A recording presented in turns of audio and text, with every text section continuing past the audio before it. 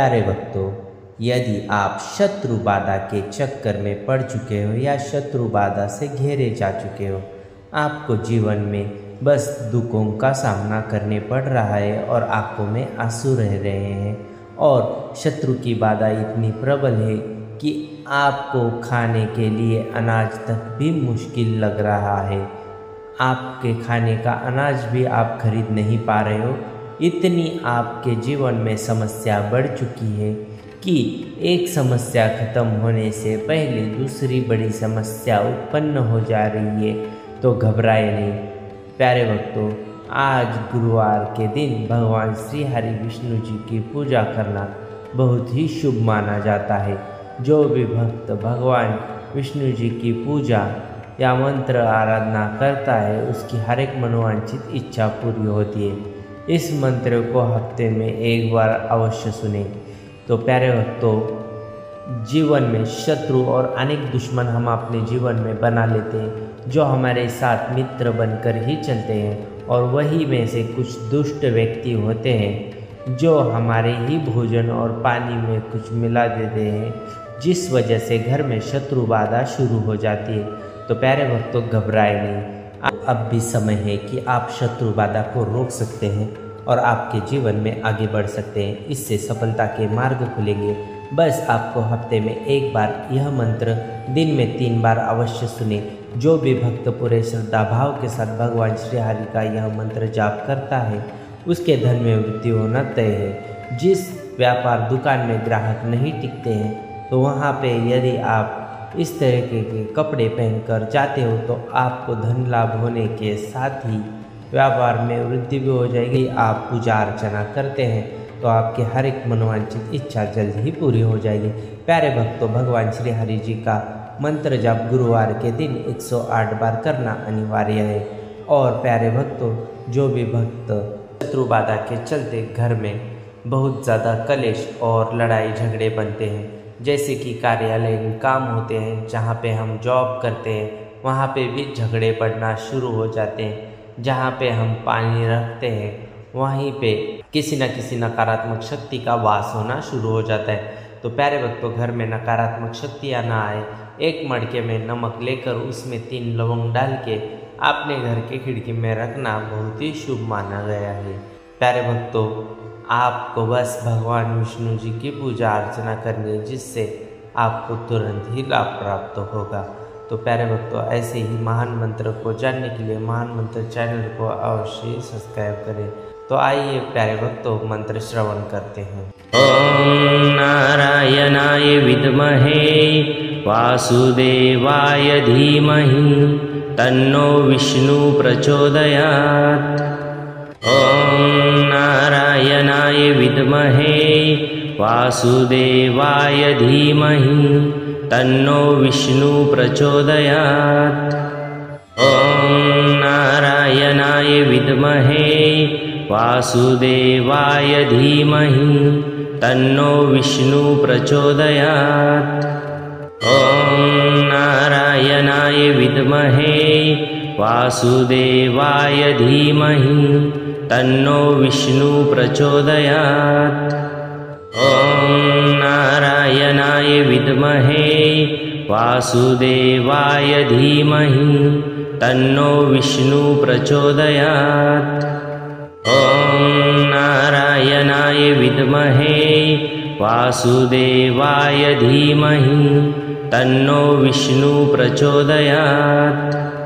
ओम नारायणाय विद्महे वासुदेवाय धीमहि तन्नो विष्णु प्रचोदयात्।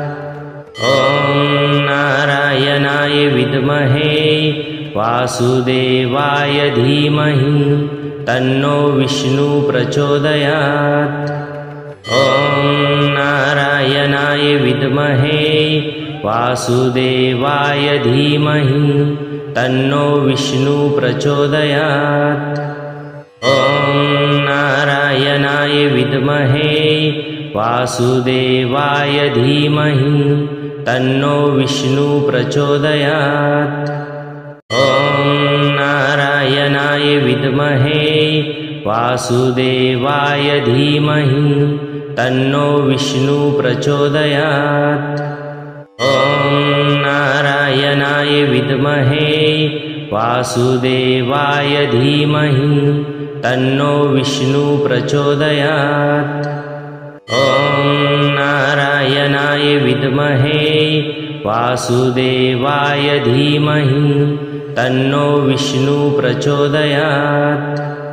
ॐ नारायणाय विद्महे वासुदेवाय धीमहि तन्नो विष्णु प्रचोदयात्। ॐ नारायणाय विद्महे वासुदेवाय धीमहि तन्नो विष्णु प्रचोदयात्। ॐ नारायणाय विद्महे वासुदेवाय धीमहि तन्नो विष्णु प्रचोदयात्। ॐ नारायणाय विद्महे वासुदेवाय धीमहि तन्नो विष्णु प्रचोदयात्। ॐ नारायणाय विद्महे वासुदेवाय धीमहि तन्नो विष्णु प्रचोदयात्। ॐ नारायणाय विद्महे वासुदेवाय धीमहि तन्नो विष्णु प्रचोदयात्। ॐ नारायणाय विद्महे वासुदेवाय धीमहि तन्नो विष्णु प्रचोदयात्। ॐ नारायणाय विद्महे वासुदेवाय धीमहि तन्नो विष्णु प्रचोदयात्।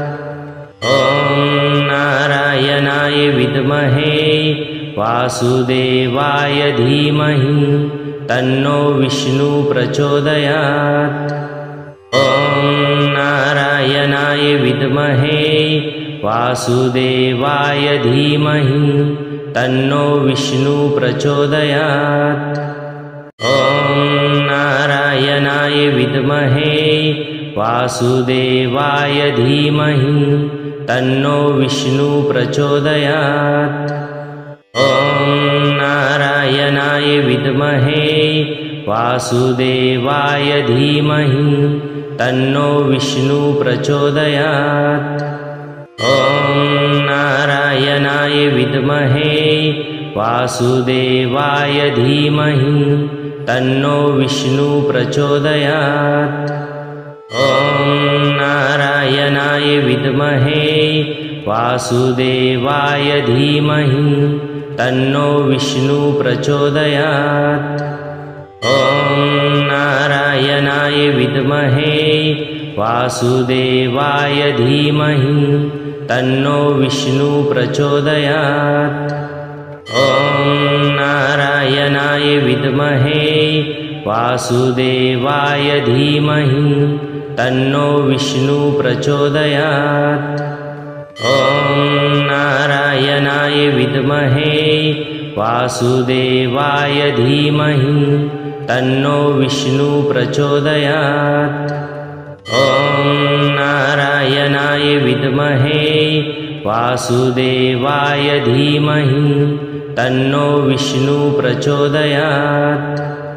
ॐ नारायणाय विद्महे वासुदेवाय धीमहि तन्नो विष्णु प्रचोदयात्।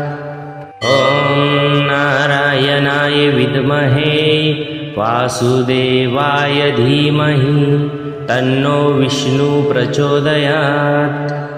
ॐ नारायणाय विद्महे वासुदेवाय धीमहि तन्नो विष्णु प्रचोदयात्।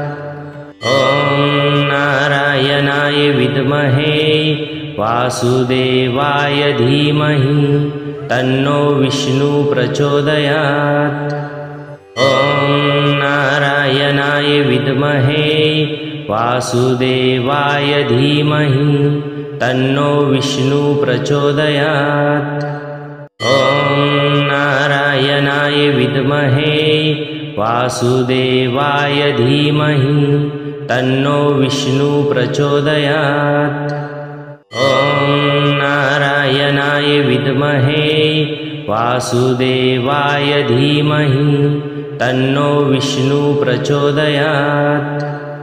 ॐ नारायणाय विद्महे वासुदेवाय धीमहि तन्नो विष्णु प्रचोदयात्। ॐ नारायणाय विद्महे वासुदेवाय धीमहि तन्नो विष्णु प्रचोदयात्। ॐ नारायणाय विद्महे वासुदेवाय धीमहि तन्नो विष्णु प्रचोदयात्। ॐ नारायणाय विद्महे वासुदेवाय धीमहि तन्नो विष्णु प्रचोदयात्। ॐ नारायणाय विद्महे वासुदेवाय धीमहि तन्नो विष्णु प्रचोदयात्। ॐ नारायणाय विद्महे वासुदेवाय धीमहि तन्नो विष्णु प्रचोदयात्। ॐ नारायणाय विद्महे वासुदेवाय धीमहि तन्नो विष्णु प्रचोदयात्। ॐ नारायणाय विद्महे वासुदेवाय धीमहि तन्नो विष्णु प्रचोदयात्। ॐ नारायणाय विद्महे वासुदेवाय धीमहि तन्नो विष्णु प्रचोदयात्। ॐ नारायणाय विद्महे वासुदेवाय धीमहि तन्नो विष्णु प्रचोदयात्। ॐ नारायणाय विद्महे वासुदेवाय धीमहि तन्नो विष्णु प्रचोदयात्। ॐ नारायणाय विद्महे वासुदेवाय धीमहि तन्नो विष्णु प्रचोदयात्। ॐ नारायणाय विद्महे वासुदेवाय धीमहि तन्नो विष्णु प्रचोदयात्। ॐ नारायणाय विद्महे वासुदेवाय धीमहि तन्नो विष्णु प्रचोदयात्। ॐ नारायणाय विद्महे वासुदेवाय धीमहि तन्नो विष्णु प्रचोदयात्। ॐ नारायणाय विद्महे वासुदेवाय धीमहि तन्नो विष्णु प्रचोदयात्। ॐ नारायणाय विद्महे वासुदेवाय धीमहि तन्नो विष्णु प्रचोदयात्। ॐ नारायणाय विद्महे वासुदेवाय धीमहि तन्नो विष्णु प्रचोदयात्। ॐ नारायणाय विद्महे वासुदेवाय धीमहि तन्नो विष्णु प्रचोदयात्। ॐ नारायणाय विद्महे वासुदेवाय धीमहि तन्नो विष्णु प्रचोदयात्। ॐ नारायणाय विद्महे वासुदेवाय धीमहि तन्नो विष्णु प्रचोदयात्। ॐ नारायणाय विद्महे वासुदेवाय धीमहि तन्नो विष्णु प्रचोदयात्। ॐ नारायणाय विद्महे वासुदेवाय धीमहि तन्नो विष्णु प्रचोदयात्। ॐ नारायणाय विद्महे वासुदेवाय धीमहि तन्नो विष्णु प्रचोदयात्। ॐ नारायणाय विद्महे वासुदेवाय धीमहि तन्नो विष्णु प्रचोदयात्। ॐ नारायणाय विद्महे वासुदेवाय धीमहि तन्नो विष्णु प्रचोदयात्। ॐ नारायणाय विद्महे वासुदेवाय धीमहि तन्नो विष्णु प्रचोदयात्। ॐ नारायणाय विद्महे वासुदेवाय धीमहि तन्नो विष्णु प्रचोदयात्।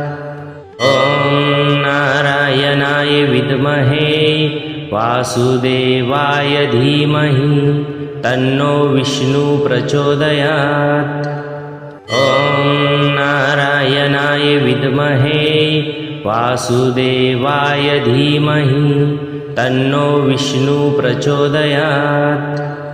ॐ नारायणाय विद्महे वासुदेवाय धीमहि तन्नो विष्णु प्रचोदयात्। ॐ नारायणाय विद्महे वासुदेवाय धीमहि तन्नो विष्णु प्रचोदयात्। ॐ नारायणाय विद्महे वासुदेवाय धीमहि तन्नो विष्णु प्रचोदयात्। ॐ नारायणाय विद्महे वासुदेवाय धीमहि तन्नो विष्णु प्रचोदयात्। ॐ नारायणाय विद्महे वासुदेवाय धीमहि तन्नो विष्णु प्रचोदयात्। ॐ नारायणाय विद्महे वासुदेवाय धीमहि तन्नो विष्णु प्रचोदयात्। ॐ नारायणाय विद्महे वासुदेवाय धीमहि तन्नो विष्णु प्रचोदयात्। ॐ नारायणाय विद्महे वासुदेवाय धीमहि तन्नो विष्णु प्रचोदयात्। ॐ नारायणाय विद्महे वासुदेवाय धीमहि तन्नो विष्णु प्रचोदयात्।